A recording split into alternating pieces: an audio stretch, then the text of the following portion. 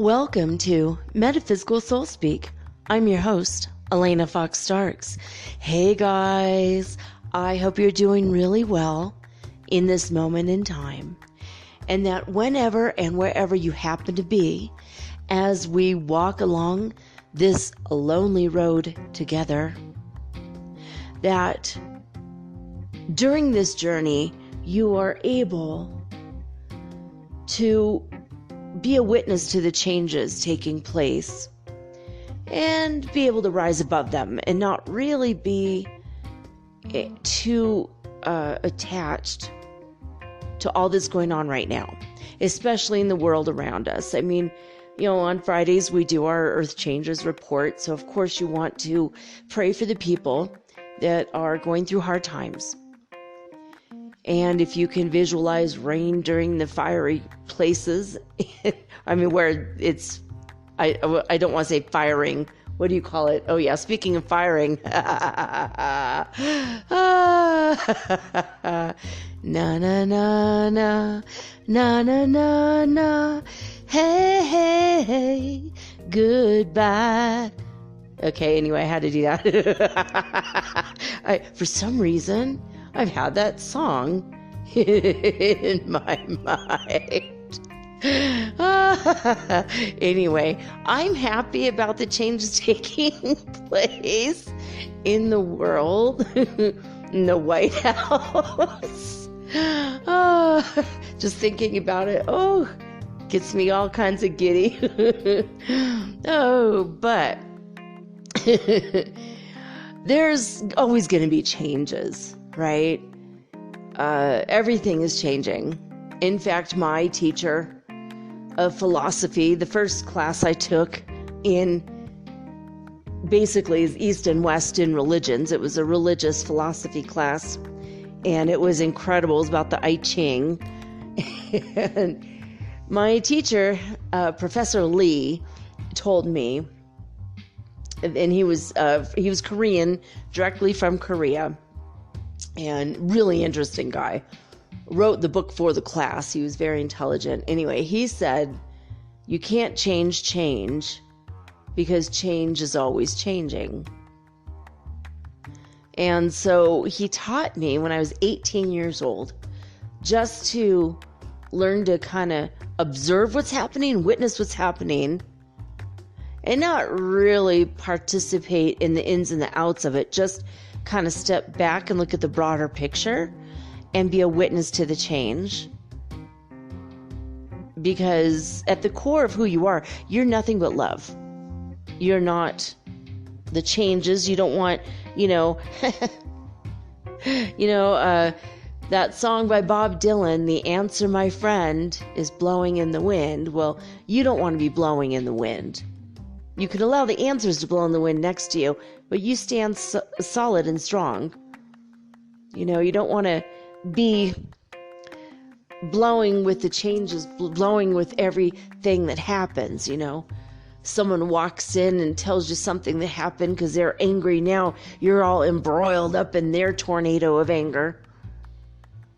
Someone else calls you and their boyfriend broke up with them, or someone else calls and says, his mom died, and now you're angry at the boyfriend, or you're crying because of the mom, and you're overwhelmed with all the emotions of everybody else. In addition to the fact you might be an empath where you're already overwhelmed with the emotions of other people and you don't even know. Have you ever woke up just absolutely terrified and you don't know why? And it's probably because it's like the anxiety of a neighbor that you don't even know, but you just feel their energy. or, wake up sad, or you wake up super, super happy, but then you go out in public, go on a bus or in the grocery store or the mall, and suddenly you're just like so sad or so angry or agitated. If you're an empath, you know what that's like. I mean, I used to get on the bus to go to work when I was 18, and I would be so happy and joy-filled, and yay, it's another day in Santa Barbara, woo! And it's just like, what? So beautiful, sunshiny. Maybe I was 19 then, but, same thing. Be happy, get on the bus, and an hour later, I'd reach my stop, and it would be just like, I would be weeping uncontrollably, and I didn't know why. I didn't have any energetic boundaries with other people. I didn't know I was an empath. I didn't know what the hell was happening. And the worst day of it was when I went to Los Angeles, and I looked out over the city, and all of a sudden I was aware of everybody's emotions at once. And I felt everybody at once. And I just was like, oh my God. And I was overwhelmed, and I just sat there and cried for 2 hours. It was sad because I had a beauty pageant the next day, and my eyes are puffy. I'm like trying to be beautiful. My eyes are puffy because I've been crying 2 hours the night before, and because I have angioedema, my eyes were super puffy. I didn't win. I was in the second round or whatever. I mean, I wasn't eliminated right away, but I didn't make it to the final round anyway. 2 of the judges wanted me, and the third judge didn't like me, and I forgot to make eye contact with her, and maybe she just didn't like the way my eyes looked because I had been crying all night. I was crying all night because I felt everybody. I felt the suicidal people. I felt the everything. I mean, I felt people in love. I felt people that just broke up. I felt people that were just fired. I felt everything. I knew everything at once. It was really overwhelming and really sad, right? And I felt everybody's changes at once inside me. And so you have to be careful, when you get wrapped up with all these changes, right? Sometimes the changes are good. Sometimes the changes are super, super amazing, right? But at the same time, what goes up must come down. That's what they say. If you've ever seen a yo-yo work, welcome to my world. But that could be your world. That could be the world around you, but it doesn't have to be your mind and your direct experience, right? You don't have to go up and down with the changing tides of the emotions of other people or the events of the world. You can be solid and strong in yourself. You just have to keep tapping into the core of love. You just got to keep tapping into the highest vibration possible available to you right now, and tap into that core of who you truly are. I mean, you are in the beginning, end, and always shall be just pure love. And if you can feel the unchangeableness of that, that is the only thing that is unchangeable. You are loved. You are love. You are capable of love. Giving, receiving, having, being, doing. You are capable of tapping into that highest vibration of who you are. And then just accepting everything around you. Just accept it. Don't put yourself in harm's way, and get away from toxic relationships and toxic people, who just aren't awake or aren't caring about changing. Narcissistic people don't really care about changing usually. It takes years and years of therapy to change, and that's only if they want to. But the thing is, with narcissistic personality disorder, they don't think there's anything wrong with them. Everyone else is the idiots. Everyone else is the morons and the whatever, and they're the fine ones. They're fine. They're the smart ones. Like literally that's what they think. You know, it's there's a lot of bumper stickers I've seen. Now I look back on it and I'm like, that kind of sounds like a narcissist, something a narcissist would say. You know, it's hard to soar like an eagle when I'm surrounded by turkeys. That was something my aunt used to have. Actually, she still has it, a key shop where she's a locksmith, and she had these little bumper stickers all over her shop that you could buy. So it was stuff that people would browse, and stuff that they would pick up while they're waiting for their key to be finished. So they'd always make extra money, on these little bumper stickers, and that was one they had. It's hard to be brilliant when I'm surrounded by idiots. That was another one. I mean, looking back, those were always funny to me, but then it's like, wait a minute, And there were a lot of people on TV. George Jefferson, classic narcissist. There were these examples, and everyone laughed, thought it was great. They're so funny. They're so brilliant. We're trained, like, from an early age to not, like, go with our gut instincts and our feelings, and to kind of promote narcissists. That's why so many narcissists are CEOs, heads of their corporations, and, making tons of money. It's all they care about. They think they deserve it, and we all deserve, to have enough money and enough to survive, and maybe a little bit extra if we work extra hard. But, we all deserve a good life. Everyone in the world deserves a good life. But, a lot of people that are narcissists think that they deserve it more. And they deserve more to have, be, and do more than anyone else. And that, no one else deserves it. They're idiots, right? So, it's hard for us to be around people like that, like if they're toxic. So if you're around somebody like that, it might be time to try to extract yourself from the situation, from the person, and try to surround yourself with healthier people, emotionally healthier people. I mean, if you're the only one that's healthy, then it might be time to be alone for a minute, a few weeks, a few months even, There's nothing wrong with that. So there's so many changes going on right now, guys. Oh my God. So much. I'm having tons of allergies. I've been taking Benadryl for days. San Gay volcano just shot up 22,000 feet into the air. Massive amounts of particulate matter, ash from the volcano. So it's been going on for about 2 weeks now, but for some reason it's been giving out more ash since yesterday. Our whole skies there's like nothing blue in the sky whatsoever. I put up a really beautiful picture of a blue sky with puffy white clouds, and each cloud looked like a head, like a man's head. It's like 3 clouds, like they were talking to each other, and they're all men's heads. I don't know if you guys caught that or not on my Instagram, which is at mermaidgirl888. But if you go and check that out, that was maybe one of the last days it was absolutely blue, beautiful blue skies. Like the past 3 days here, all weekend has been very, very cold, very dark kind of in the daytime, because it's just the upper atmosphere is just nothing but ash, volcanic ash.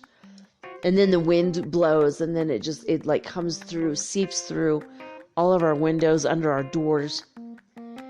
And like for a few days last week, we had some nice, hot, beautiful, sunshiny days. Like where my bedroom, I had 4 windows open, like all day on into the evening, because it was so hot in here. And now I long for those days because it's so cold in here now. I mean, I wore like I have a fake fur coat that's black, and I was trying to show my cat, like, look, I could look like you. I have a you costume on. I have black fur too. Look at me. I wore that all day today. I was cold, and now I'm just wearing a sweatshirt. But man, it's been cold, and my allergies have been crazy, and my eyes have been just red this whole time from the volcanic ash. It's in the air. And it stings. My eyes feel like they're stinging right now. So I don't know what happened, but I know that between yesterday and today, a lot more ash in the air. That's a change, So, but I'm not upset about it. I'm like, yeah, well, I don't know. Sangye, that means the giver in Kanyari. I think it's just giving us something to do, sweep our floors.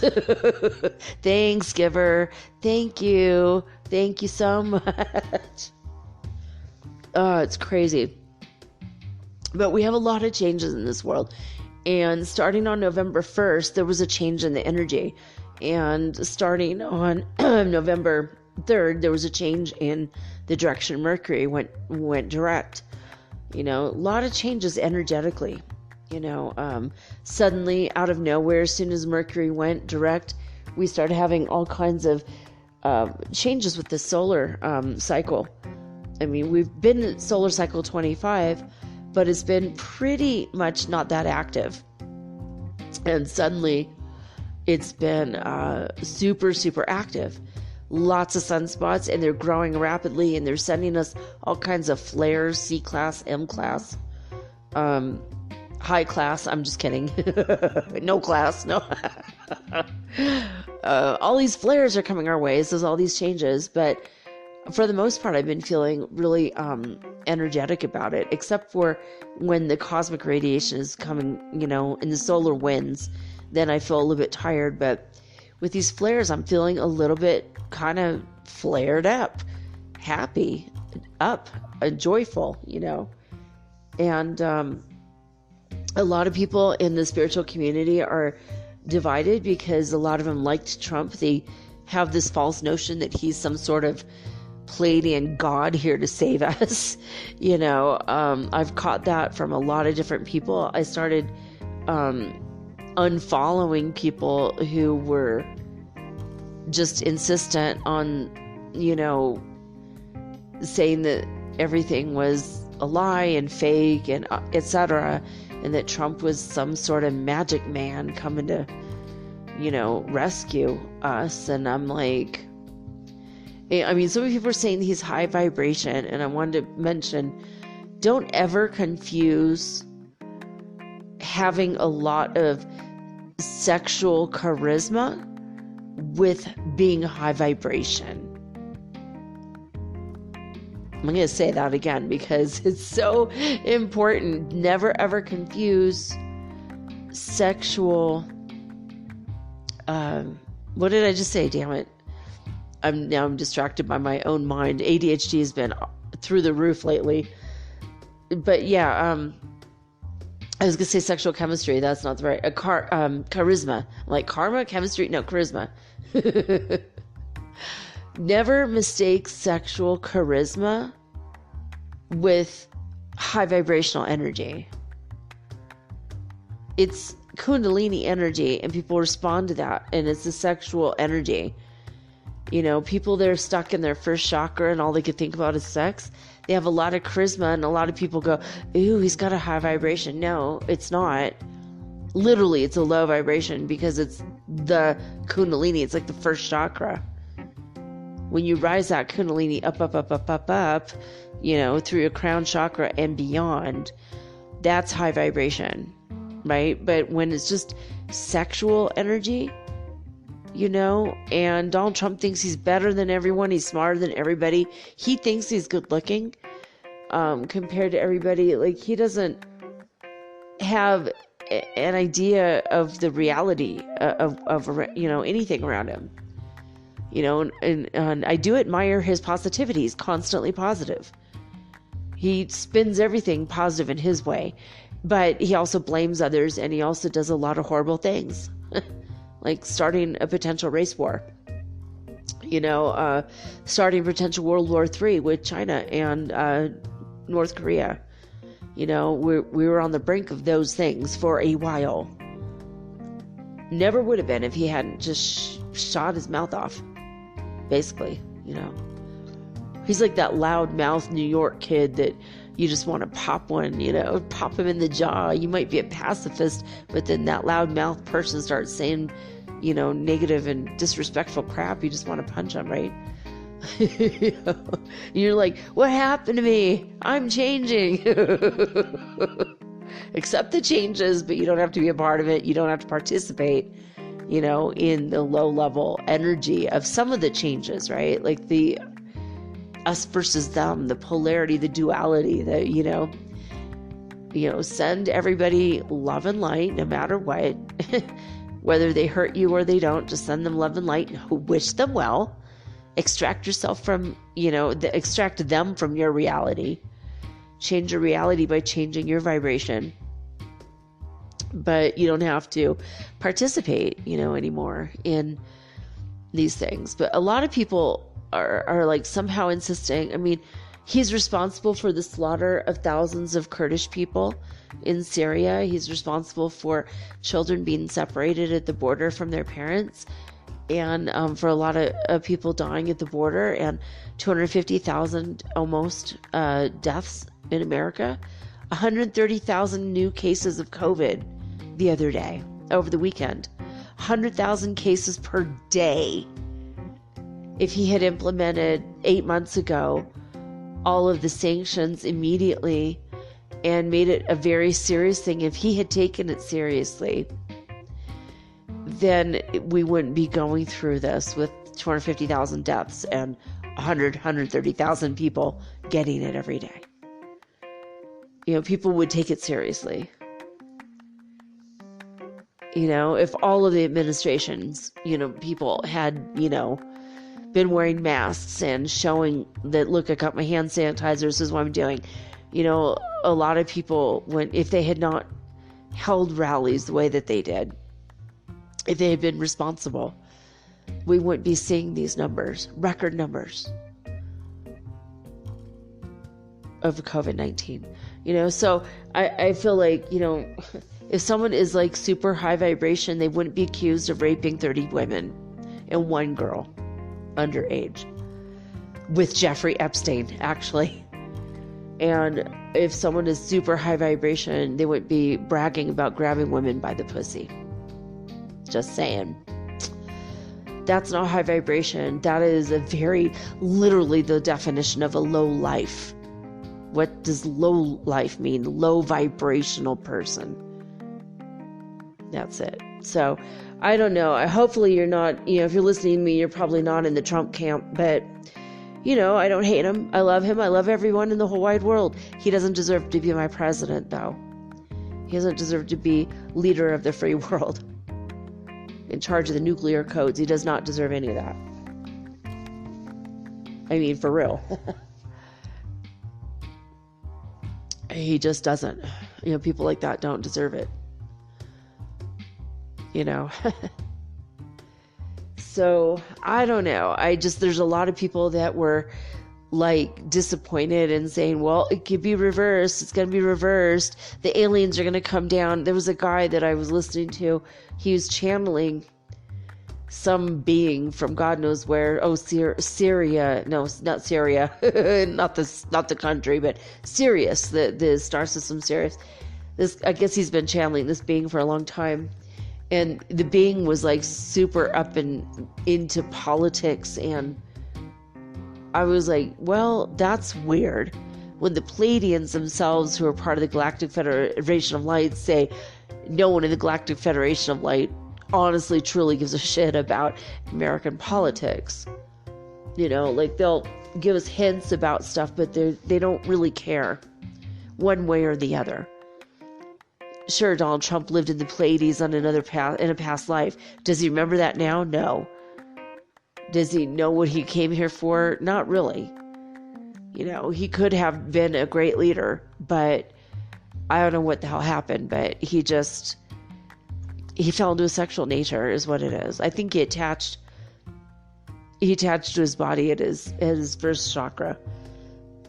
And so he's just focused on sex, sex, sex, sex, sex, which is why he's paying hookers off so his wife won't find out, non-disclosure agreements. $153,000. Does that sound like a high vibration person to you? Not to me. Not to me. Someone who would cheat on their taxes, cheat on their wives, cheat on everything. Cheating contractors out of money, cheating, So he's a cheater and a liar. How do I know he's a liar? I hear what he says and I go and check the facts myself. I don't listen to what the media says. I just listen to what he says. And it doesn't take but 5 minutes to find out he's a liar and a cheater. And that's a low-level person. That's a low-life person. A low-life person in the highest office. How the hell did we get there? But this has been a world of opposites. And it's over. It's over. It is what it is. And I keep asking my higher self, or not my higher self, but my higher guidance, like prime creators. So all these people who are usually very wise, put themselves out there as spiritual gurus, very, very famous people. I'm not going to say their names out loud, but MP are the initials of one of the names. PG is the initials of another of the person. And CE is another one. And these aren't their real names, but they're channels, initials. And they're like, Trump is this and Trump is that. And I really like him and he's this and he's that. And it's like, wow.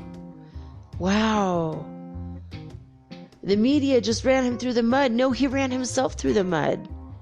He's the one that said the things directly on his own Twitter account. He's the one that said those words directly on camera. We've seen the actual photograph of the check he wrote to the prostitute. Like, are we not seeing these things for real? I'm not listening to what people's opinions on the media are. I don't even have a TV. I don't own a physical TV, and I don't watch TV.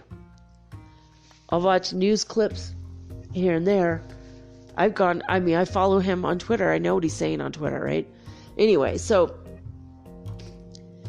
a lot of people are saying, well, this happened and it's going to be reversed and just, you'll see, he'll go to the court and things are, don't be disappointed, Biden people, when it turns out that Trump ends up the president again. Don't be disappointed.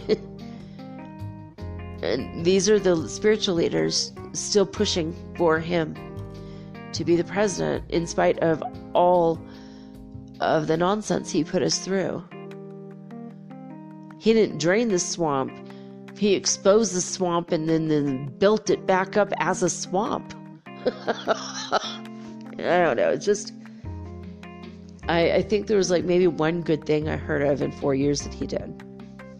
But I don't know if he actually implemented it. I don't know, guys. Anyway, I'm not going to talk about this. Not a political show, but there's all these changes going on, right? And then there's all this turmoil in the spiritual community. And that's in and of itself is change, right? For people to be like Trump supporters,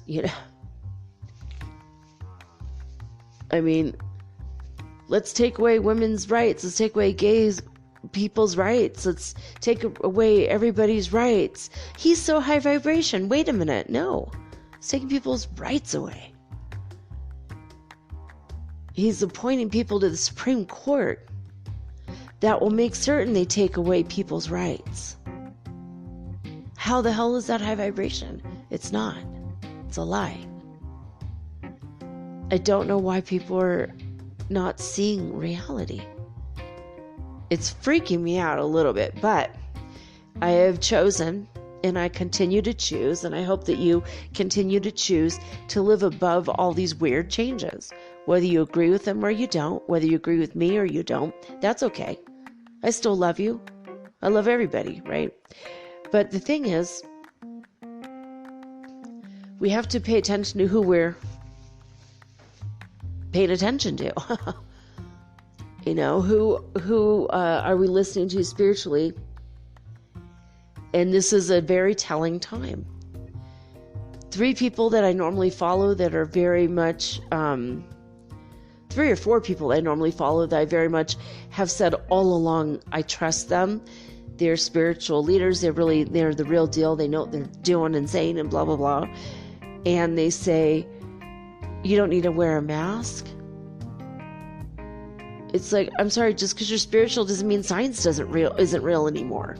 You do need to wear a mask. You do need to wash your hands. You don't have to focus on the negativity of getting a disease because you'll draw it right to yourself. But you also don't need to open your mind so much that your brains fall the fuck out of your head either. You got to have a balance. You have to be pragmatic while doing your pranayama meditation, it's got to be balanced. Social distance from other people, wear a mask in case you cough, in case you're a carrier and you don't know. Be careful, be cautious, be realistic and pragmatic, and keep raising your vibration so you really will rise above this someday, right? So, but there are changes, they're all over us, all around us, all throughout our direct world, our direct reality, and in the natural free world as well. And during all of these changes, we could get sucked in, to the anger of, our guy didn't win, or, get sucked into the big time, the embroilment of, how could you say that, angry. I'm not saying all these things about Trump with anger. I don't, have any attachment to it anymore. At the time, I was pretty angry 4 years ago, just to be honest, but it feels like 40 years in some ways, but I'm not really attached to it anymore, but I see it and I see the reality and the clarity of it. High vibrational people don't have a lot of controversy around them. Negative press, negative controversy, negative energy, wars starting around them as a direct result of their words and as a direct result of their actions. His way of life gave permission to all the low-life people out there to come up and be their nasty racist selves, refusing to make wedding cakes for gay people, which is, okay, fine, whatever. It's a private business, whatever. It's not like a public office thing, but it's still just a dick move, But they think it's okay and they're in their rights to discriminate and be mean to people. I guess technically it is in your right to be mean to people and act out of hatred rather than love. But before, it just seemed like people would give in to their politeness and not their ego. And it seems like lately more people are giving into their ego. So that's some of the changes that I've seen in the past 4 years that really, he made America hate again. It's just not cool. Just not cool, man. But he's going to be gone January 20th. We have like 71 days, and so in the meantime, rise above the changes and rise above your anger about what people say or do or how they feel, whatever. Yeah, there's going to be a lot of lawsuits. Yeah, he's not going to concede. Yeah, there's going to be some issues. Okay, just watch it like it's a wild movie, or just don't watch it at all. The changes are going to come whether you participate in them or not. And the more that you can focus on that deep, powerful core love of who you are, you're going to start finding yourself having unity with others, regardless of their political or religious affiliations or their, lack of knowledge, their lack of ability to not be ignorant. The more that, if you just see people as asleep, if you saw someone asleep in bed and they were kicking their legs and wildly flailing their arms about and yelling obscenities, you wouldn't be angry at them. You would just laugh because it's kind of hilarious. They're asleep. And when they wake up, they're going to go, oh my God, I'm so embarrassed that happened. Oh my God. Oh, that's terrible. I'm sorry. I hope I didn't offend you. I'm so sorry. Right? So it's the same thing. When people are spiritually asleep, they're going to wake up someday and go, oh my God, I'm so embarrassed. I hope I didn't offend you. Oh my gosh. I hope I didn't scare you. Yeah, that's terrible. How embarrassing. I can't believe I acted like that. Hopefully, someday they will wake up and that will be the scenario. Or something like it. But in the meantime, don't let the changes affect you. You could witness them, be an observer of them, but you don't have to be a participant. You can just, I'm a participant in the changes of when a petition comes across my desk, I sign it immediately. If it's going to affect the greater majority of the world in a positive way. Like the lady who Trump appointed, she's withholding all the funds for the transition team to transition. Because this is the time, between the announcement of the winner and January 20th, where all the people have to be in place. They'll have to get paid to do all the things that need to be done. Fumigating the White House, I guess. Sorry, couldn't help that one. Oh, God. Just the changes that need to be taking place. And, whatever. Get the movers in there, get the people to paint the walls fresh. I don't know what the hell transition team means. But one family's moving out of a house, another family's moving into the house, whatever that involves.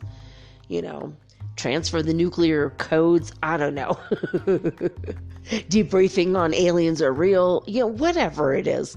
They got the transition team. So I had to sign a petition like an hour ago. Came across my desk of the lady who is withholding the funds, willfully disobeying the law. So, there's going to be a big, huge petition. Now she'll be in the news for breaking the law on behalf of Trump again. A lot of people have disobeyed the law on behalf of Trump, and ignored the law willfully, and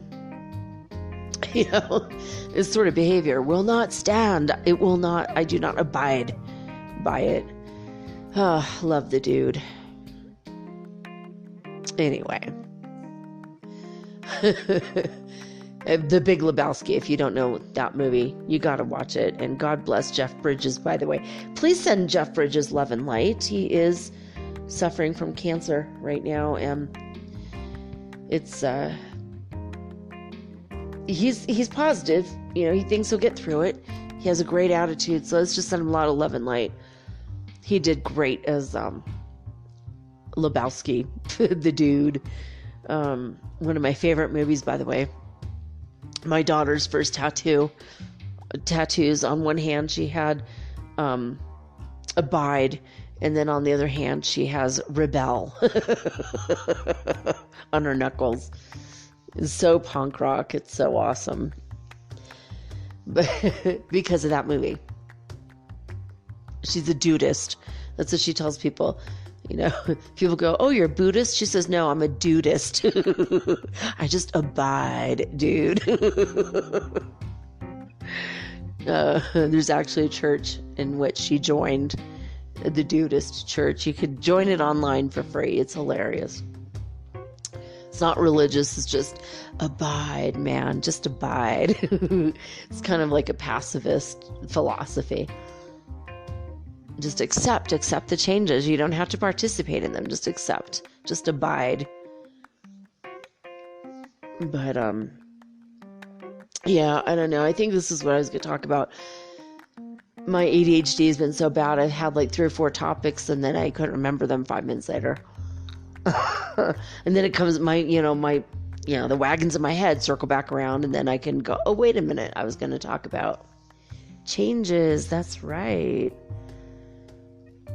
But it was also important for me to say that thing about that, like, charisma is not high vibration. When people have a lot of sexual energy, it just means that their kundalini is stuck in their first chakra. When the kundalini rises, when it rises all the way up to the crown chakra, then their charisma is a different energy. It's a different vibration. It's different. But when it's sexual, and then there's sexual scandal around somebody, it's because they have a lot of kundalini built up, but it hasn't been able to leave that first chakra, that lower level, or second chakra, I guess, the sexual chakra, where, there was a lot of religious leaders in the 80s and 90s that got in big trouble, and one was cheating on his wife with a hooker, and one had an affair with a secretary, and these guys had a lot of sexual energy, a lot of charisma, and people thought that they were godly because they felt the energy, but they couldn't decipher the difference between a high vibrational master and somebody with a lot of sexual energy, because energy is powerful in both ways, in both cases. But in the sexual charisma energy, that's when all the scandals come in. They don't know how to handle their sexuality. They don't know how to handle that energy. Even Pee Wee Herman got caught masturbating in a porn theater in Florida. He didn't know how to handle sexual energy. He has a lot of charisma, but he wasn't spiritually channeling it up. Channel up your spine, channel up through your chakras. Otherwise, you get stuck into having orgies and sexual addictions and problems with, paying off people hush money to shut up so your wives don't know that you're cheating on them.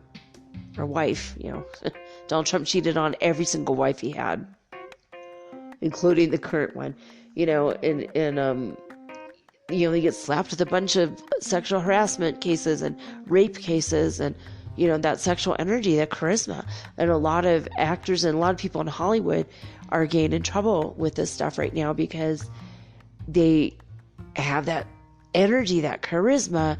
And charisma is just literally another name for saying sexual energy. And people feel it like, ooh, look at them. They're so,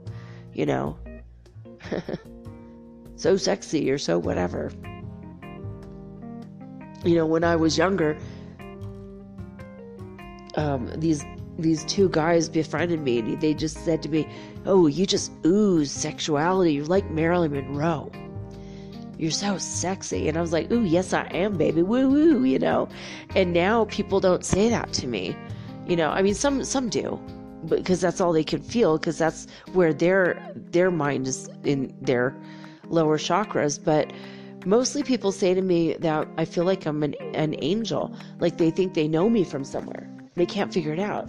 Like, you're like an angel. You have like this high vibrational energy. You feel like an angel.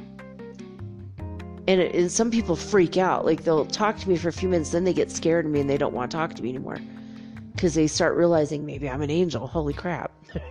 And I am, but like, I'm in a human form, but that's my energy. But my energy used to be in my lower chakras, and now it's up in my higher chakras. And people say, you're really spiritual. Wow.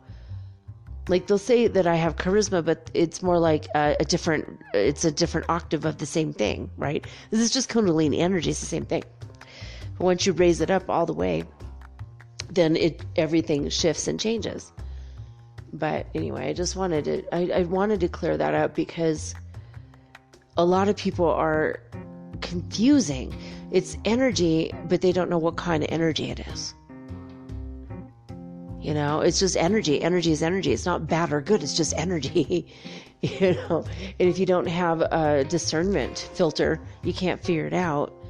Then you get confused, and then you follow the wrong leader. You follow the wrong girlfriend or boyfriend. You follow the wrong, whoever. So you have to learn that discernment. Like, is it sexual energy or is it actual high vibration energy? Is it a lower octave or a higher octave of the same energy, basically? Anyway, let me go check out what is going on with spaceweather.com. We have the same sunspots that were there last week are still there, okay?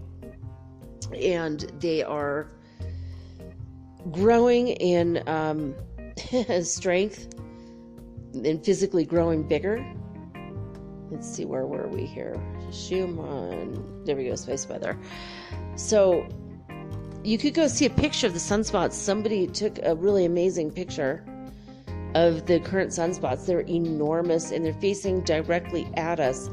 And AR2781 is posing a slight threat for M-class solar flares. So, and it's right in the middle of the sun. Like, we still have several days to worry about, big old pieces of the sun breaking off and shooting our way. Right now, the solar wind speed is 359.2 kilometers per second. So I think it's a little bit more than what it was on Friday. Not much.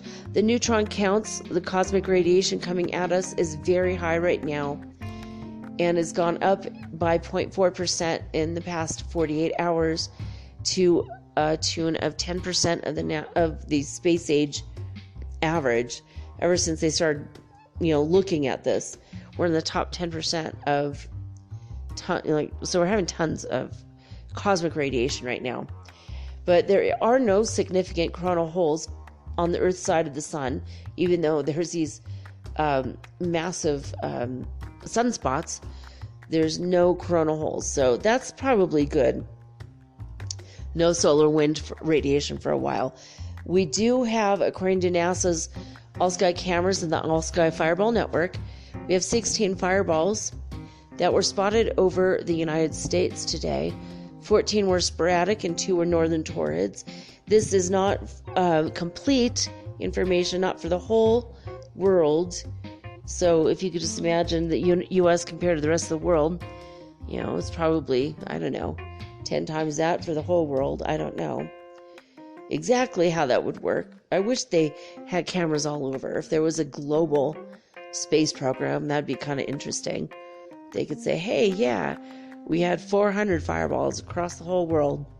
Because in, I think, Brazil, somebody just captured this on camera, a really bright green and blue fireball came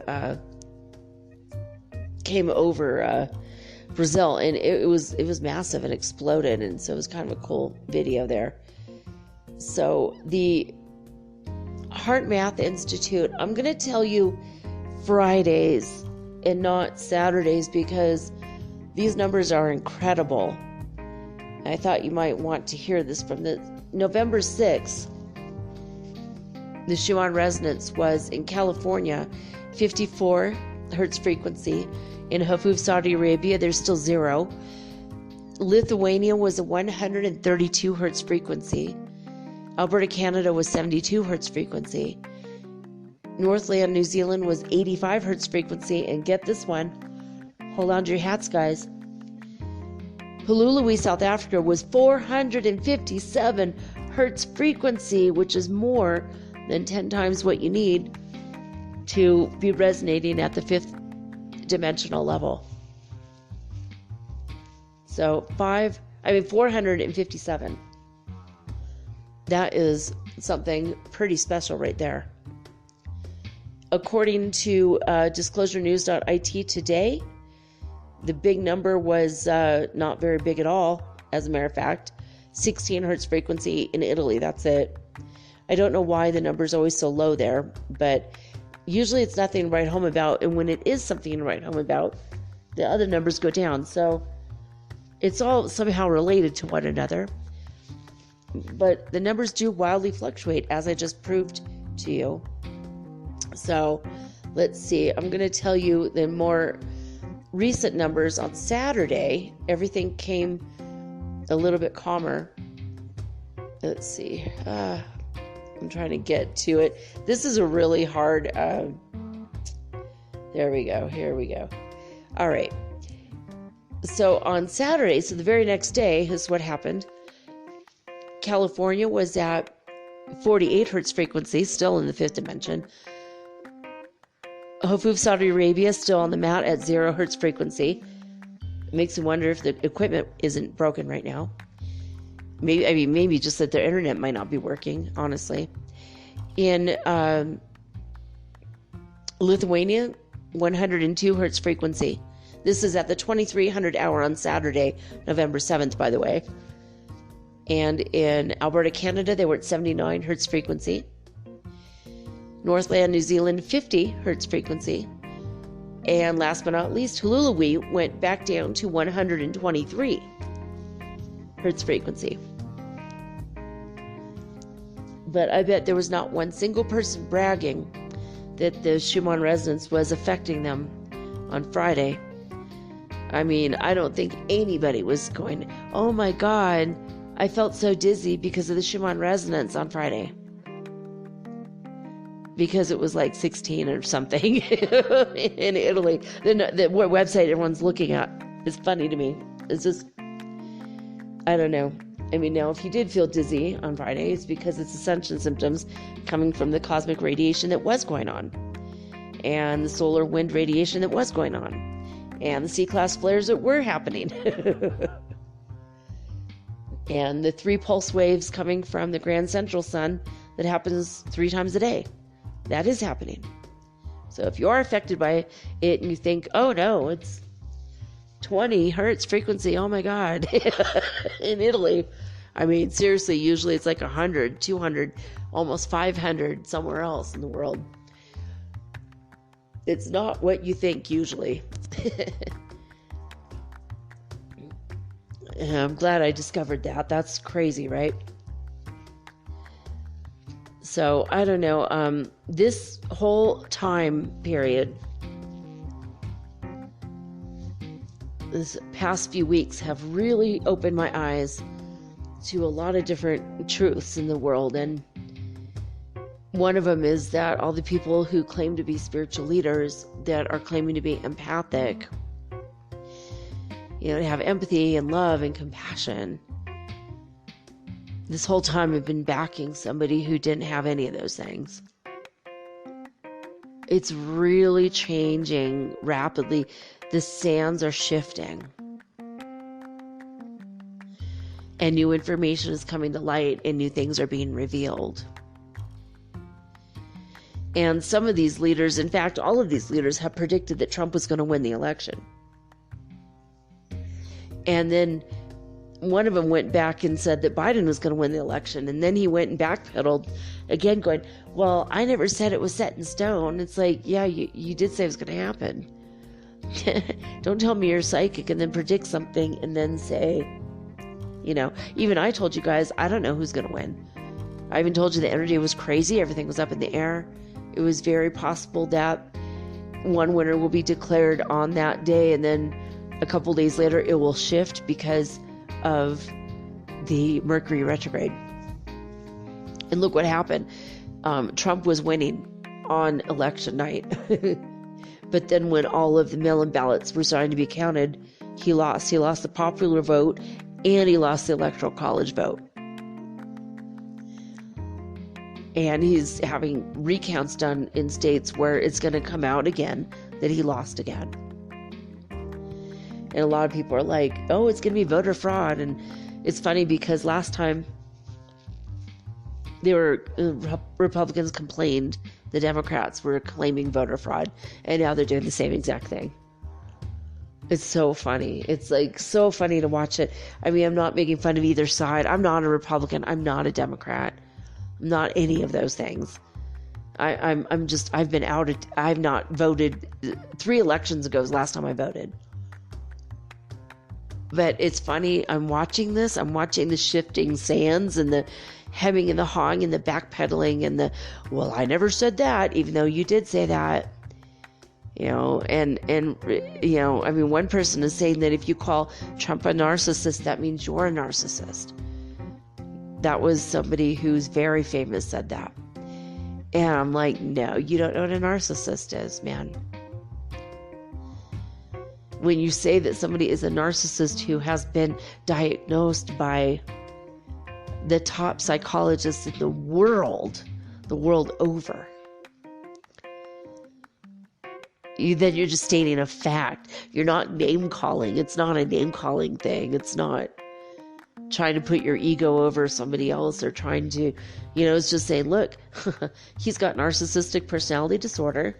It's the worst disorder to have if you are going to be the leader of the free world. He does not need to be in the presidency right now. Needs to be in therapy.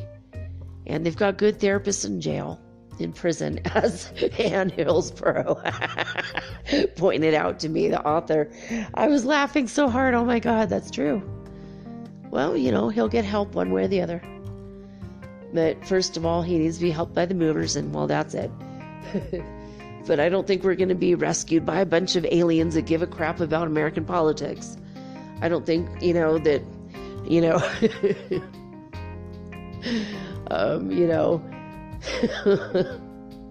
the Pleiadians aren't going to rescue us. The aliens aren't coming down. They're going to come down and, replace. Someone was saying that some woman in the military was going to replace Biden, and he'll be taken out and removed, and Kamala Harris will be taken out and removed. And it's like, why does this alien who's interdimensional and channeling through this dude named Brad on YouTube, and he's like really popular too, and he's like, well, don't shoot the messenger, and I don't care if you believe me or not. And it's like, I think this just BS. Aliens don't care about politics of one country, of one planet, in a galaxy far, far away. I mean, when was the last time you guys had your nose up in the business of the Ontarians?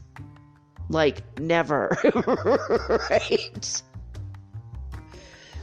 There's a lot of weird shit going on, a lot of changing, shifting sand kind of energy. So be solid, be protected with the white light, ask your holy guardian angel, connect to your higher self, meditate, pray, focus on you right now, on you being the highest vibration and octave of love you possibly can be, guys.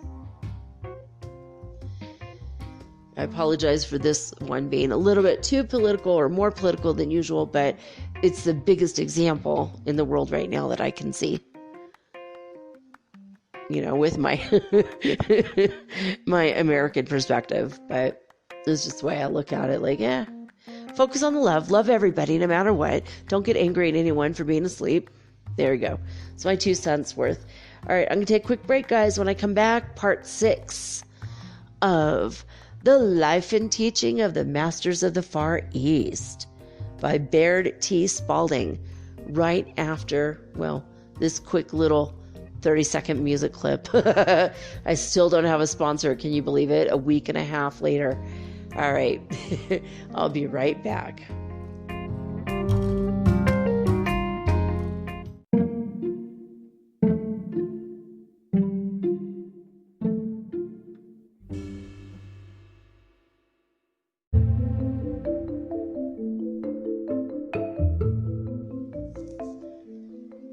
All right, I don't know about you guys, but I did want to mention before we get into the book that, first of all, I totally forgot to do a card for the collective, and I still didn't do it, and Divine Spirit told me, don't even do one today. All right, fine, not going to do one today. But he also earlier showed me an image of the eye card from the Literary Witches Oracle, where it's just a picture of an eyeball. And then he said, basically, focus, meditate. So that was like the big message for everybody today, was third eye. Focus on your third eye. That's the big message for today. So, what else? And, another quick announcement. I also forgot. I listened to the Shri and Kira episode from November 1st, which was a big, big day, by the way. And tomorrow is 11/11/2020, which is see, 1, 2, 3, 4, 5, 6, 7, 8. It's energy 8, strength. But we'll get into it tomorrow. But it might be a really good day to do some manifestation of your twin flame. If you know for a fact you are a twin flame incarnate, if you are not with your twin and the moon is waning, so if you want to do like a spell, like a witchcraft or folk magic type of spell, maybe you can banish loneliness from your life as opposed to drawing in love. When the moon is waxing and the new moon is coming, so when the moon's getting bigger, that's the time to pull in love. Increase love in your life. Now you want to decrease loneliness. Anyway, just quick thought. And you could pray for love and visualize love all day long tomorrow. Imagine the love's already with you and that you're already happy and safe in their arms and everything is wonderful. Just do some gentle visualizations every day. And this month and next month till the end of December, we're not now anymore doing like 6 days in one day or 12 days in one day worth of spiritual growth. But because of the acceleration of the rest of the year, according to Sri and Kara, who, by the way, are perfectly still up there vibrationally. They're not flip-flopping on the I like Trump thing. They're not doing that. They don't care one way or the other. They're above it. They've risen above it completely. They don't even really mention it. So, by the way, and they're just on the ascension path. And they have been for a long, like decades, long time. So anyway, they are real. I don't know if they're masters, but I know that they're approaching sainthood if they haven't already. Good people, wonderful people. SRI is how you spell Shri. Kira is spelled Kira. So Shri and Kara, and they're on shriandkara.com, or you could go to their YouTube channel. But they said that all we've done this whole year by focusing on our own spiritual growth, we have pushed ourselves into the equivalent of March 2022. So where do you want to be in March 2022? You're going to manifest that this month and next month. I don't know about you guys, but I want to have a house and a car and financial security, no matter whether it's, bling blongs from planet Krypton or actual US dollars. I don't give a rat's, I just don't. I just want to have whatever the security is, whether we're dealing in seashells or Bitcoin or who the hell knows what's happening by then. But I do want to have that. So I'm just going to visualize I have the house of my dreams, the man of my dreams. Focus on one thing at a time, of course. But anyway, that's just my quick information about that, because I've been meaning this past week to look into their stuff again and listen to their hours and hours and hours worth of information, which I finally got to this weekend. So, so there you have it. All right. Bear T. Spalding wrote this book. This was his field notes. He did, I think 6 volumes, 5 or 6 volumes of life and teaching of the Masters of the Far East. Now, to find this book in bookstores, used, you'll get this for about $60 to $80. Used, like 20, 30-year-old set of books, you'll get them used for about that. Brand new, if you can find it, it's over $200 for these books, and they're really small books. But because they've been out of print, they were printed in 1924, so almost 100 years ago, 96 years ago. And these are field notes from 1894. So he went on an expedition to the Himalayan mountains. If you're just tuning in now for the first time, you might want to go back and listen to the first one and catch up with us.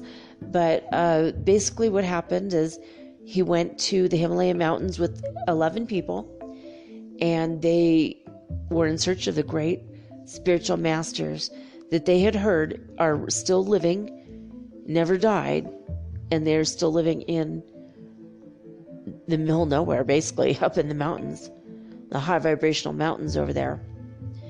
And we're not talking about random masters. We're talking Jesus, Mother Mary, Buddha. I think Mahavatar Babaji's there too. They're all there, all the spiritual masters of light. They live there in the Himalayan mountains because they never died. They're true spiritual masters. They're masters over time, space, energy, and over their own physical body and their own personal natures, lower natures. Kundalini risen through the 12th chakra there, So anyway, without further ado, we're now going to get to the book, starting with chapter 16. All right. I got the book all queued up. Wow, when this is all over, I'm going to take a couple of Benadryls and maybe get high and go to bed. Because this is crazy.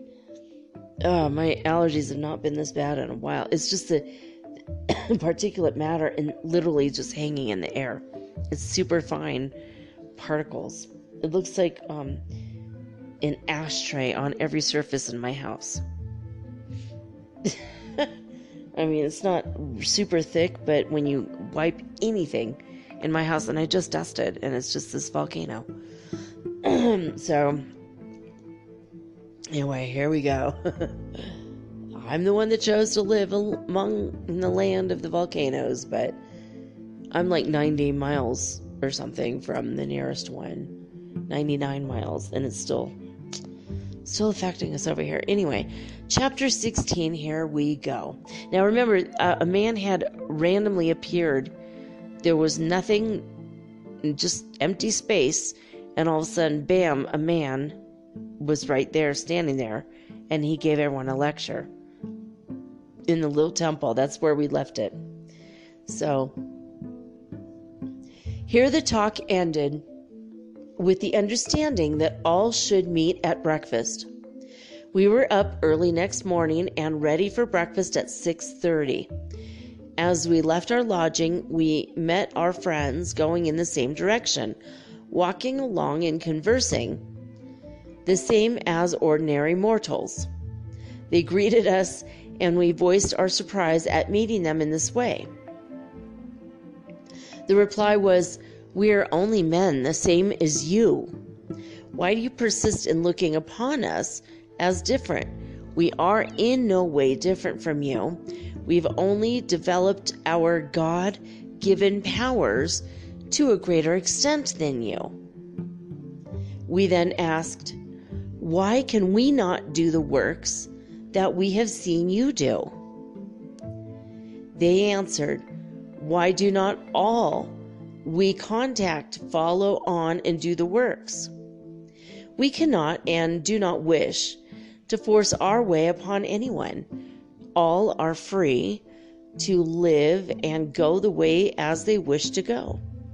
We try only to show the simple and easy way, the way we have tried and found very satisfactory." Yeah, I can imagine that. Can you imagine just being hungry and popping a fresh hot loaf of sourdough bread with butter on it into your hand immediately? I mean, literally, this is like the lazy man's guide to the universe. and it's ironic because you have to do a lot of spiritual work in order to get to that level. So it's not really lazy at all, but once you get there, it'd be like, I really wish I had a piece of licorice. Boop, there it is. I wish I had a loaf of bread. Boop, there it is. I wish I had vegetarian stew. Boop, there it is. Whatever you want. Boom, there it is. It's all pretty cool, man. Anyway, we went to breakfast and the conversation drifted into the ordinary everyday occurrences. I became lost in wonder. Here were 4 men sitting opposite us at table. There was one that had lived upon this earth about 1,000 years. He had so perfected his body that he was able to take it with him wherever he desired.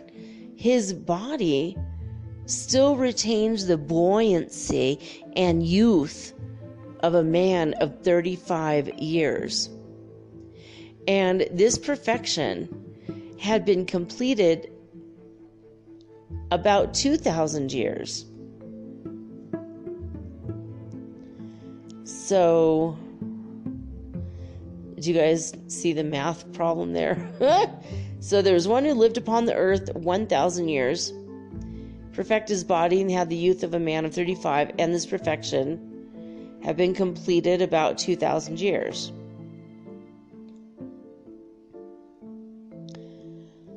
I don't know what that means. Like, he's maybe when he supposedly ascended, he was 1,000 years old, and he completed his body and perfected everything. And so he's like been around for 3,000 years. I mean, once you get to that level, you can. Once you're a full realized spiritual master, you can do this. We're all on the path, and a lot of us will end up like this. I mean, if you want. If you want to. I mean, I know 1,000 years would be plenty of time to get all my thoughts published as books. It would be nice to have 1,000 years, right? You could just enjoy, relax and enjoy every day if you could just like pull from the ether, from universal substance, anything and everything you want. Oh, landlady, she needs her rent. Boop, there it is. Created it from the formless form. Here you go. You need more? What else do you need? Here, you want some sourdough bread? Boop, just pulled it out of my purse. Like a rabbit out of my hat. So, all right. Next to him sat a man that was the fifth in line or regular descendant of the family first mentioned. The second had lived upon this earth for more than 700 years, and his body did not appear to be a day over 40. They were able to converse with us the same as any other man would converse. There was Emil, who had lived for over 500 years and appeared to be about 40, and Jast, who was about 40 and appeared to be about that age. All were conversing together like brothers with not a hint of superiority, all kindly, simple, and yet well grounded and logical in every word uttered,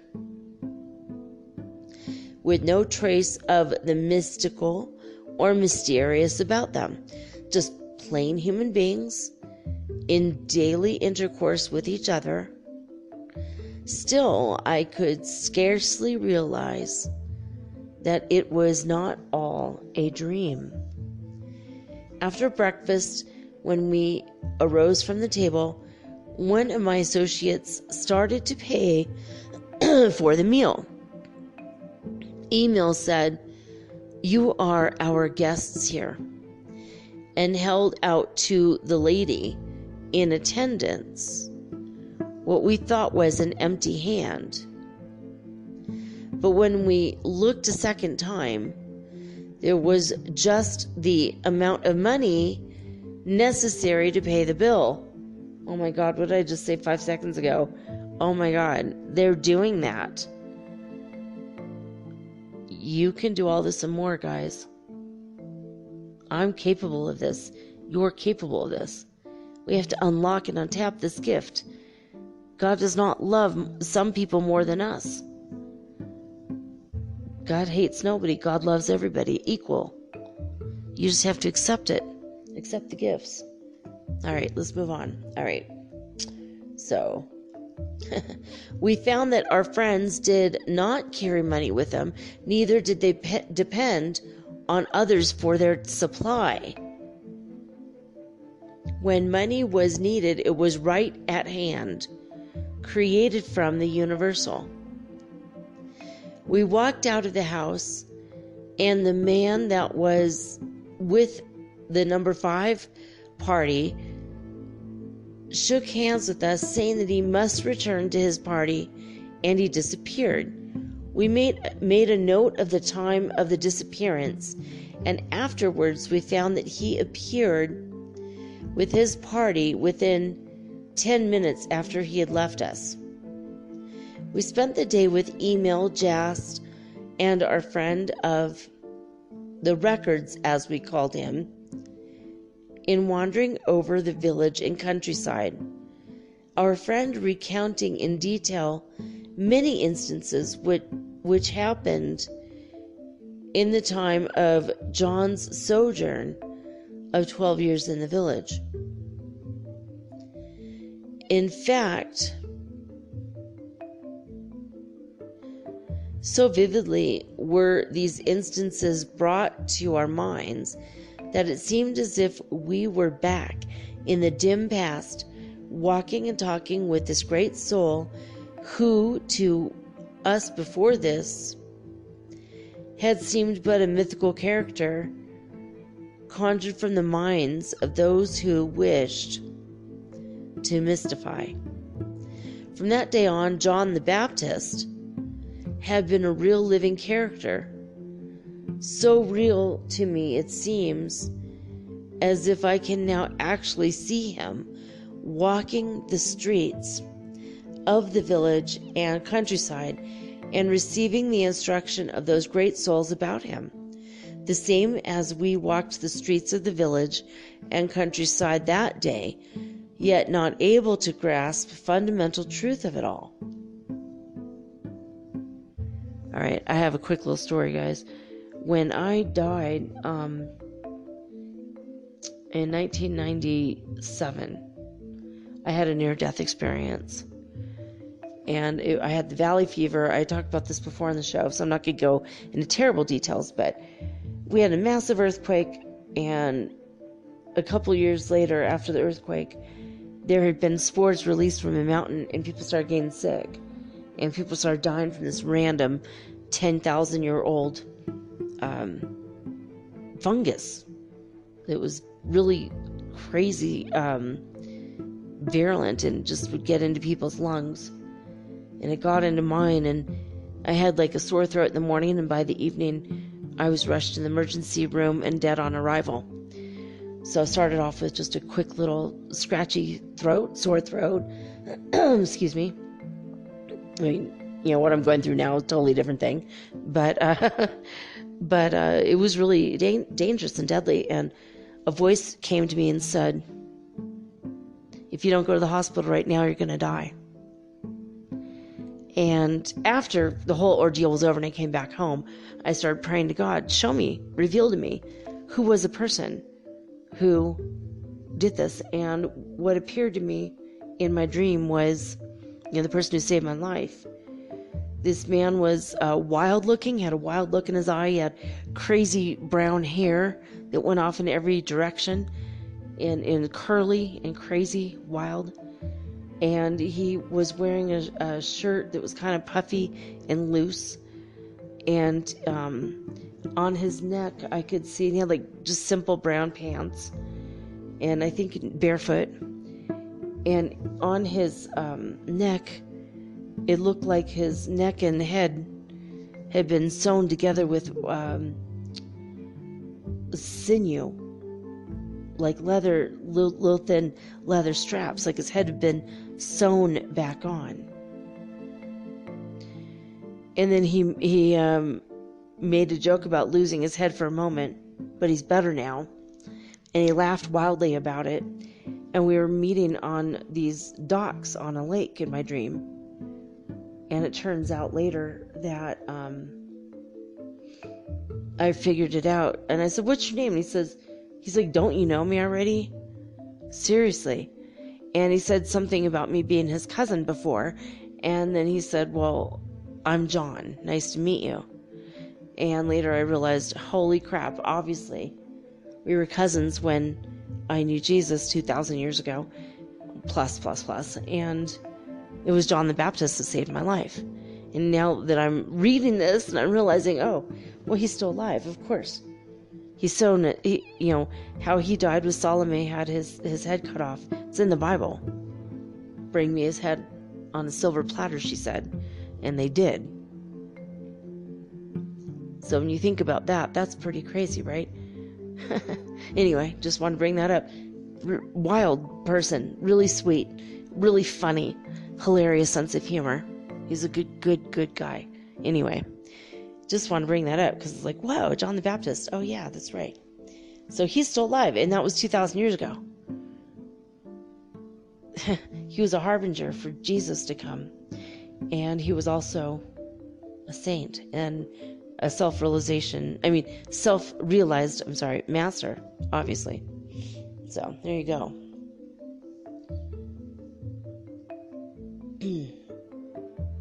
All right, let's see. Now I'm looking for the... Okay, so...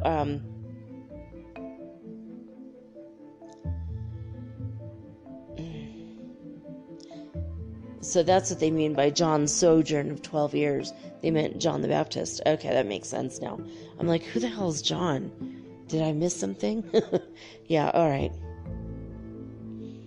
So from that day on, John the Baptist had been a real living character. So real to me, it seems as if I can now actually see him walking the streets of the village and countryside and receiving the instruction of those great souls about him. The same as we walked the streets of the village and countryside that day, yet not able to grasp the fundamental truth of it all. This is a fun word. What it means now is not what it meant in 1894. After tramping all day. Tramping. I mean, it just means walking, like steadily, like hiking, but doesn't mean whoring themselves out, tramping. A tramp used to be a homeless person, in the 40s or something, and now a tramp is somebody who is like a prostitute, or somebody who has a lot of sex without marriage, which is slut shaming, but it's that's the way the word is used now. It's weird. Tramping back then just meant walking. Isn't it weird how some words have evolvement like that? It's really odd. Anyway, after tramping all day, listening to the most interesting historical occurrences, and hearing records read and translated in the very spot where the incidents took place thousands of years before, we returned to the village just before dark, thoroughly tired.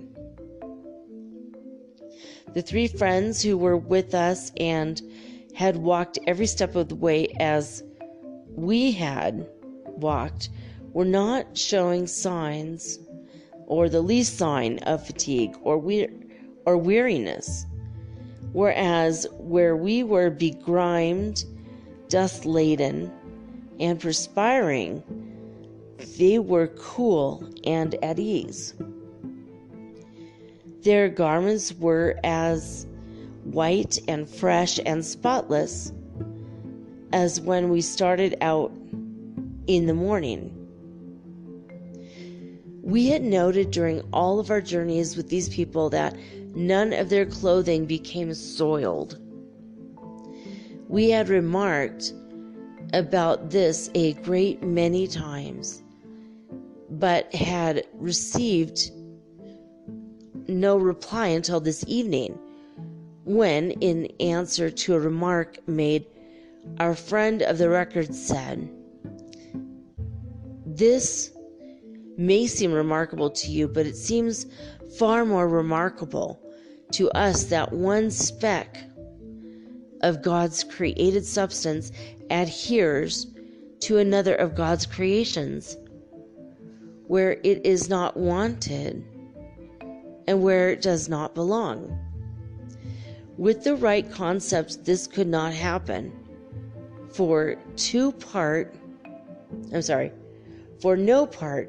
of God's substance can be misplaced or placed where it is not wanted. Crazy. All right, it's awesome. Then in an instant, we realized that our clothing and bodies were as clean as theirs were. Wow. That'd be the biggest time saver right there, right? Just wave your arm and boom, you don't have to take a shower now. That would be handy for me right now, considering we haven't had enough pressure to have warm or even hot water in like 2 weeks now. And now it's too cold to take a shower. I'm just dreading the perspective of taking a shower in this cold. It's just, it doesn't even feel safe. But eventually we'll get our water back. I don't know when, but there you go. I know it will. Speak that into existence, I guess. So, all right. So then in an instant, we realized that our clothing and our bodies were as clean as theirs were. Oh, I said that, and my twin flame just lit up a cigarette wherever the hell in the world he is. I just smelled it. That's incredible. It's just, we're becoming more and more multidimensional and aware of that with each passing day. Whew. Oh, that was crazy. Those weird little, he smokes these brown cigarettes instead of white cigarettes. I could just see it and smell it. Oh, it's crazy. All right. All right, and where were we again? Start over. So in a heartbeat, their clothes were just unsoiled and fine again. That's crazy, right? Oh my gosh. I love this book. It's almost like it's an instruction manual if you know where to look or how to look, but also it gives so many examples of what you can do and more. I don't know. I think it's pretty cool. All right. I mean, they just wave their hand and all of a sudden, boom, your body and your clothing are as clean as the men standing in front of you. They've been traveling for days. And these guys never needed a shower because they never got dirty in the first place. It's crazy. All right. The transformation to us, it was a transformation, but taken place instantly to all three alike while we stood there. All fatigue left us, and we were as refreshed as though we had arisen from bed and had our morning bath. That's crazy, right? Here was the answer to all of our questions. I believed we retired that night with the deepest feeling of peace we had experienced at any time thus far throughout our sojourn with these people. And our feeling of awe was fast giving place to the deepest love for these simple, kind-hearted hearts. For the simple, kindly hearts that were doing so much for the benefit of mankind, or their brothers as they call them. We began to look upon them as brothers. They took no credit upon themselves, saying it was God expressing through them. Of myself I can do nothing. The Father that dwelleth within me, he doeth the works. All right. Next chapter. Chapter 17. We were up the next morning with every faculty alert, with interest and wonder for what that day would reveal. We had begun to look upon each day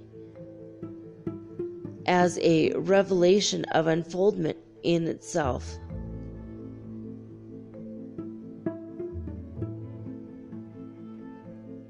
It's so strange. It's like I started to fall asleep again, and it's like, I don't know if I'm somehow leaving my body communicating with these guys, or I don't know what's going on. Whew. I was thinking I need to take Benadryl, but I didn't take one. But I feel like I took one. It's very weird. Ooh, maybe I hopped a timeline again. My allergies feel like they're going away now. So weird. Okay, I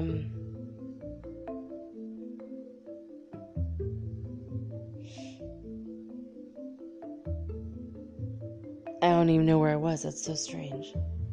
And none of these words look familiar all of a sudden. Wow.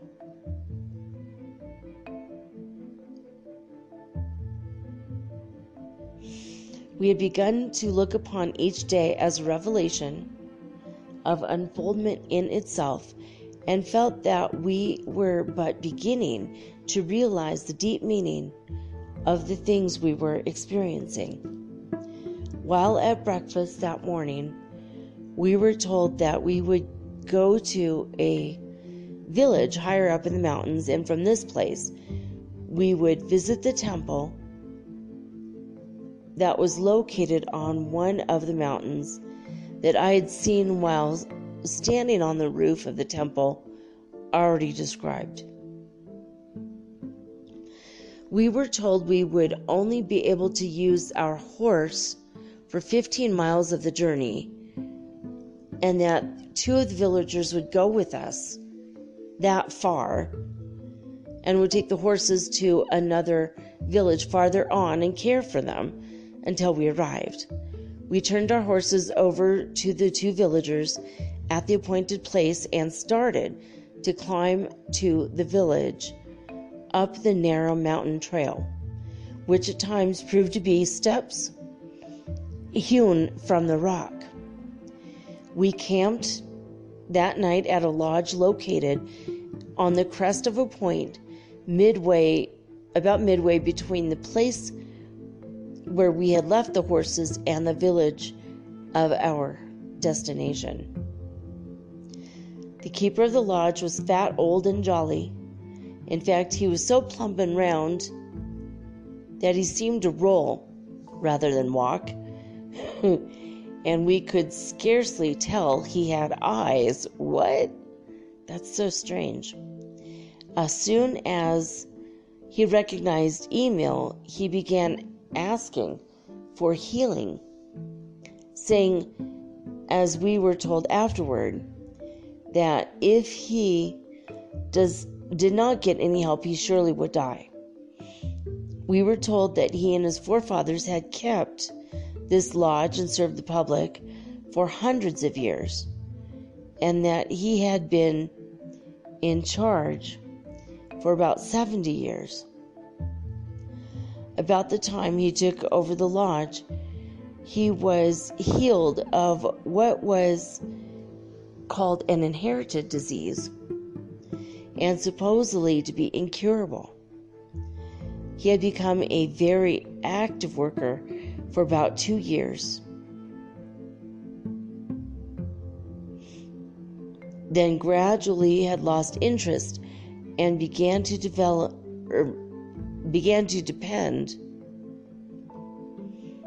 upon others to help him out of his difficulties. Ooh, that's not a good place to be in. This had gone on for about 20 years, and he seemed to prosper, seeming to enjoy the best of health, when suddenly he dropped back into his old ways, from which he would not make the necessary effort to rouse himself from his lethargy. lethargy, We found that his case was only a fair example of thousands of others. These people live simply and easily, and anything that requires an effort becomes... And I just lost my place. We found that his case was only a fair example of thousands of others. These people live simply and easily, and anything that requires an effort becomes a burden to them very quickly. They soon lose interest, and their prayer for help becomes a mechanical sound instead of something uttered from the deep meaning or desire.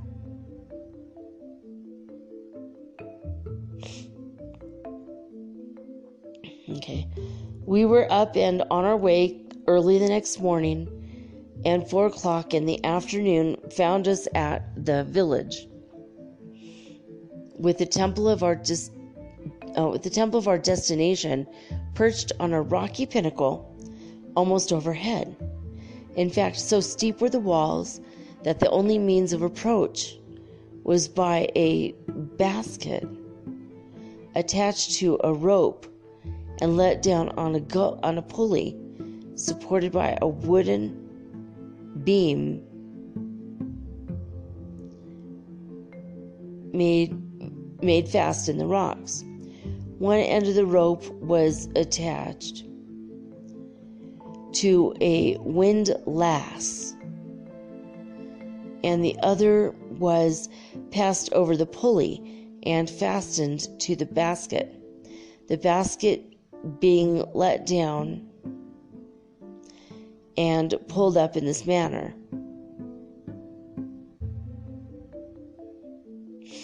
Okay. The windlass was located in the little room hewn from the solid rock of the ledge that jutted us out so that it overhung the rocky walls below. The wooden derrick, D-E-R-R-I-C-K, derrick, the wooden derrick to which the pulley was attached, swung out so that the rope and basket, my eyes are starting to go, so that the rope and basket just cleared the ledge, making it possible to haul the load up from below until it cleared. Then basket and load were swung in and landed safely on top of the ledge in the little rock room hewed out for the purpose. This rock ledge jutted out over the rock walls below so far that the given signal, the basket was lowered. We stepped in and we were hauled up, one by one, to the ledge 400 feet above. When we were landed again upon this ledge, we began looking about for some trail leading on up to the temple, the walls of which we could see standing out flush with the wall of rock that still towered 500 feet above. Wow. That's huge. We were told that we would make the ascent in a similar manner to that already described. As we looked, a derrick arm corresponding to the one on the ledge where we were standing swung out. A rope was let down and attached to the same basket, and we were hauled up one by one and landed on the roof of the temple 500 feet above. Okay, sorry. I skipped my place accidentally. Oh man, these portal books just get me. Right. Again, it felt as if we were on the top of the world. I'm on the top of the world looking down on creation. Okay. I love that song. I can't sing it, but I love it. So, all right. The temple was located on a rocky pinnacle that stood out 900 feet above all of the surrounding mountains.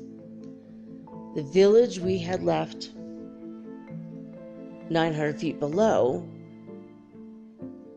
was located at the summit of a mountain pass used in crossing the Himalayas.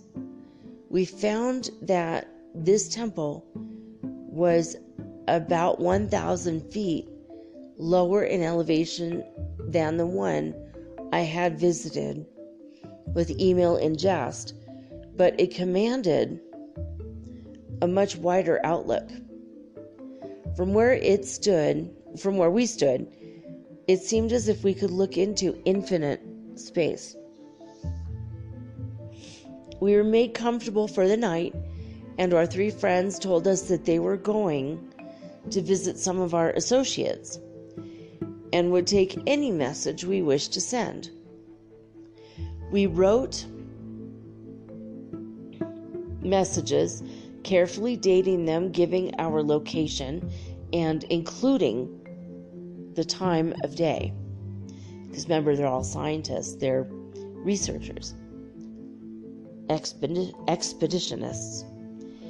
When we handed our friends these messages, they shook hands with us, saying they would see us in the morning, and they disappeared one by one. We made careful note of the time and of what we had written, and found afterward that the messages were at their destination within 20 minutes of the time they left our hands. After eating a hearty supper served by the attendants, we retired for the night, but not to sleep, for our experiences were beginning to make a deep impression upon us. Here we were nearly 9,000 feet in the air, with no human being near us except for attendants, and with not a sound except that of our own voices.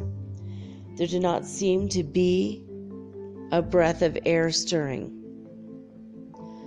One of my associates said, "Do you wonder that they chose the locations of these temples in places of meditation? The stillness is so intense one can fairly feel it. It certainly is a place in which to meditate."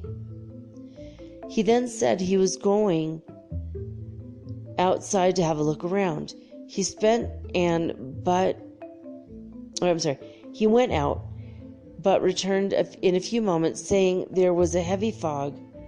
Nothing could be seen. My 2 associates were soon asleep, but I could not sleep. So I arose, dressed, and went out on the roof of the temple, and I sat down with my feet hanging over the wall.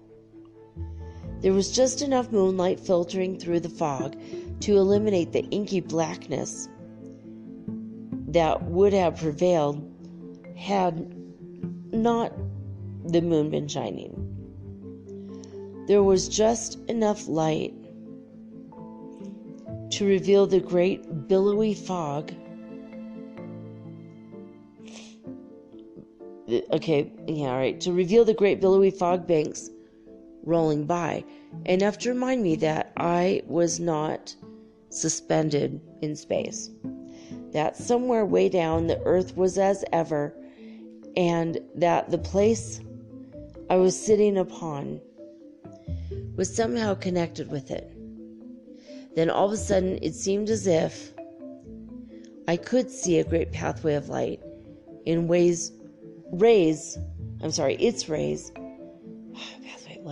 its rays widening like a fan with the wide part extending toward me. Where I was sitting seemed to be in about the center of the ever-extending... Wait a minute, what? I'm sorry. In about the center of the ever-widening ray, and the central ray was the most brilliant of them all. Each ray seemed to project onward in its course until it illuminated one part of the earth. Each illuminated its own particular portion of the earth until the whole earth blended in one great white ray.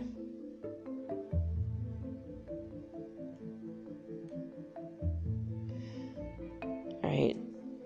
Oh boy, I'm getting really sleepy here. It's crazy.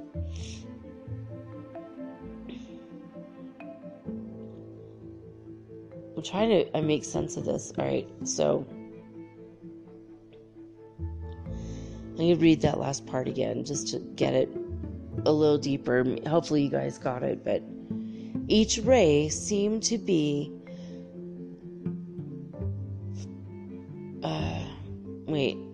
okay, there we go. Each ray seemed to project onward in its course until it illuminated one part of the earth. Each illuminated its own particular portion of the earth until the whole blended as into one great white ray. Looking far ahead, I could see all gradually converging until they ended in one central point of intense white light, so white that it seemed transparent and crystal.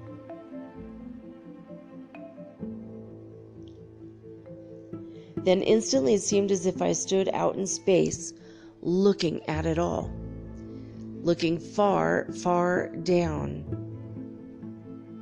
the white ray. I could see what seemed to be specters of the far away past, marching on and on in ever increasing numbers, but in solid ranks, until they reached a certain place. Then they separated wider and wider until they filled the whole of the light ray and covered the entire earth. They all seemed to emerge at first from one central white point of light. They seemed to come forth from this point. First one, then just ahead were two. Then just ahead of them were four, and so on until they reached the place of the wide divergence.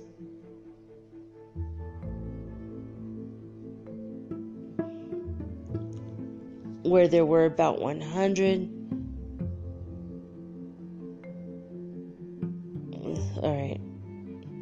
Where there were about 100 abreast in solid fan-like array. Solid fan-like array.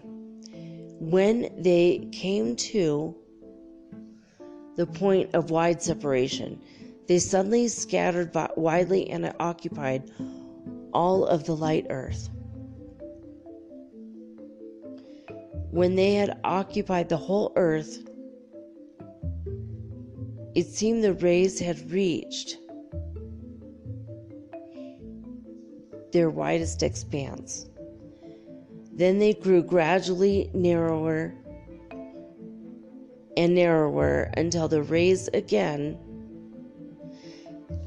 converged into the one point from which they first started. This cycle was complete. And they entered again one by one. Before they entered, they formed in solid array, 100 abreast, gradually closing up until they became one. And that one entered the light alone. I suddenly aroused myself, and thinking that this was rather an unsafe place to be oh my God. I'm really trying to keep myself focused and pushed down into this body right now. I keep leaving my body. This is getting higher and higher vibration, this book. All right.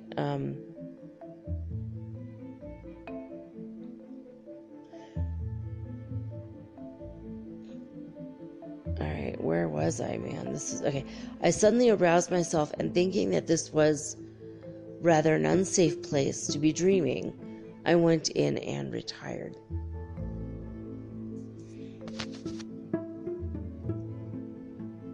Alright, well, that sounds like a good idea. I'm going to retire right there. Oh my gosh. We're going to come back next Monday, and we're going to read chapter XVIII, which is chapter 18.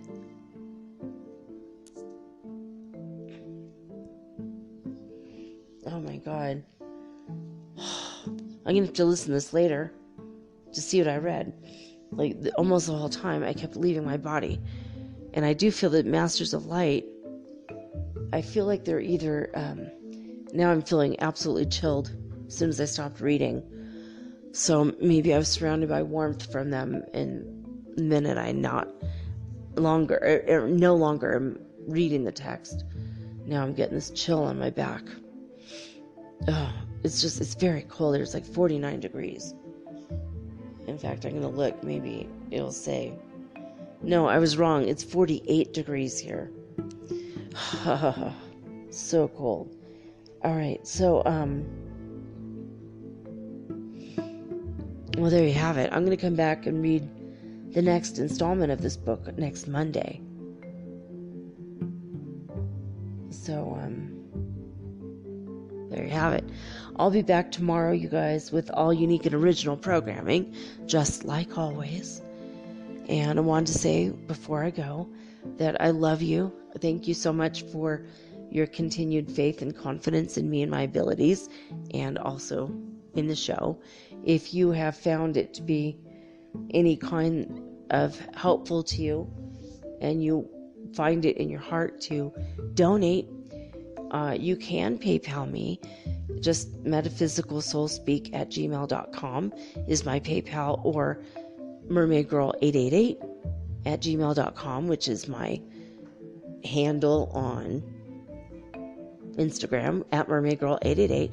Just write me if you ever need anything. Let me know if you have confirmation of any things I've said, or questions or clarifications or anything. Just let me know. I don't know about you guys, but I've been seeing a lot of spirits lately, or I'm peering into another dimension. I don't know, but I want to quickly mention that I just saw earlier a fairy, and I saw a person walking through my room, but they were all vibrating very high, so I couldn't see them. But both energies appeared as white spirits, so I just assumed that's good. I didn't feel threatened or upset by it. I just felt really like, woo, that was interesting. Ooh, I like that energy. That was wild. And then it was gone in a flash. So if that's happening to you, maybe it's an ascension symptom. I don't know. Being able to peer into other dimensions. I don't know. But we're still very close to Day of the Dead, I guess. The veils between the worlds are still thin, I guess. I don't know. Anyway, just want to bring that up really quick. So it just happened again. So, yeah, also, thank you for liking, sharing, subscribing telling anyone and everyone you know, including your Facebook groups and your Twitter and Instagram people, if you want to. Thank you in advance for helping promote the show. I'm internationally syndicated, but you could tell people to find me at anchor.fm/metaphysical, or just look me up on iTunes, iHeartRadio, all those, Podcaster, Podbean, Spotify, Stitcher, all those. Anyway, got that out. All right. Yeah, that's it. I need to take a Benadryl, which will probably ironically wake me up at this point. And go see if we still have running water at night. Sometimes they shut it off. Anyway, that's it, guys. I love you, and I will be back tomorrow, as I said. But right now, I'm signing off with peace and joy and the high vibes of the holy fifth dimension. Until next time, guys, peace.